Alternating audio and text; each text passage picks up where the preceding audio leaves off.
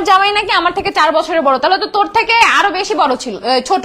তো তোর থেকে আরো বেশি বড় ছোট ছিল, তুই তো আমার চেয়ে 7 মাসের বড়।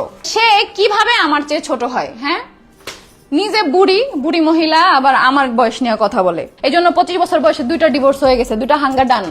কত সুন্দর একটা নাটক সাজাইছে ওর মা, এসা বলতেছে কি যখন শুনছে দেখছে যে এটা খারাপ হয়ে যায়, হ্যাঁ আমার চেয়ে ও বড় কিন্তু ও খাটো, তখন এসে বলতেছে কি জন্ম নিবন্ধন কার্ডে নাকি বয়স ওর বাড়ায় দিছে। কোনোদিন শুনছো কেউ জন্ম নিবন্ধন কার্ডে বয়স বাড়ায় দেয়? আমি তো শুনছি সবাই কমায় দেয়, সে নাকি বাড়ায় দিছে তারটা। সে অনেক ছোট, সে কচি একদম বাচ্চা।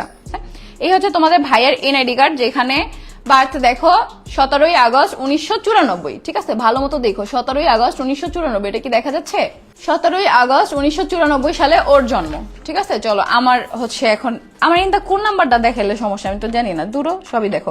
এই যে দেখো আমার 11ই ডিসেম্বর 2000, এই যে দেখো, দেখছো এটা আমার জন্ম নিবন্ধন কার্ড। ভালো মতো দেখো, এখানে আমার আম্মুর নাম তানিয়া, আমার আব্বুর নাম সাইফুল ইসলাম, আমার জন্ম নিবন্ধন কার্ড যেখানে সুন্দর মতো দেওয়া আছে 11ই ডিসেম্বর হচ্ছে 2000 সালে আমার জন্ম, 2000 সালের 11 ডিসেম্বর। আর তোমাদের ভাইয়ার জন্ম হচ্ছে 1994 সালে। ঠিক আছে, তাহলে সে কিভাবে আমার চেয়ে ছোট হয়? হ্যাঁ, নিজে বুড়ি বুড়ি মহিলা আবার আমার বয়স নিয়ে কথা বলে, 3বার ইন্টার ফেল করা মহিলা আবার আমার শিক্ষাগত যোগ্যতা নিয়ে কথা বলে। যে নিয়ে বরগুনা আদর্শ স্কুলে খোঁজ নেই আমার এইটার রেজাল্ট কি, আমার এসএসসি রেজাল্ট কি, মহিলা কলেজে যে খোঁজ নেই যে আমার ইন্টার রেজাল্ট কি, তাহলে পেয়ে যাবি।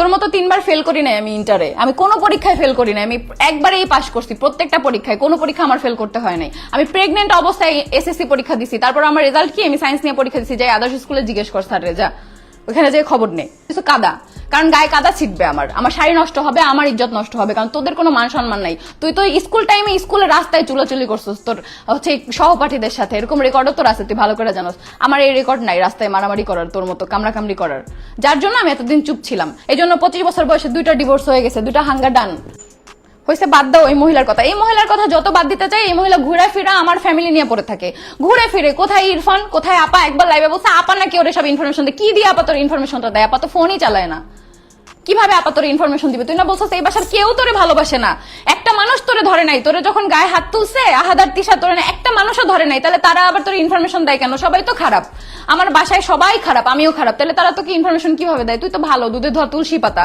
এই জন্য 25 বছর বয়সে 2টা ডিভোর্স হয়ে গেছে, 2টা হাঙ্গা ডান।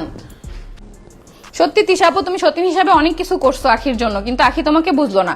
বুঝবে কেন? ও তো আসছিলই ভাইরাল হইতে, ও তো ওর ফেস ভ্যালুটা বাড়াইতেই আসছে, সেটা হয়েছে সেটা চলে গেছে, ওর টার্গেট ফিল আপও চলে গেছে, যাই এনে এখন বাচ্চা নিয়ে সিম্পেথি কামাইতেছে। আর কেউ তো এই জন্যই আসছিল।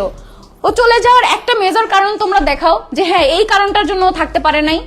ও যখন এখানে ছিল এই বাসার বাজার পর্যন্ত ওর কথাই হয়তো, যে ও কি খাবে রান্না পর্যন্ত আন্টি ওর কাছে জিজ্ঞেস করে করতো।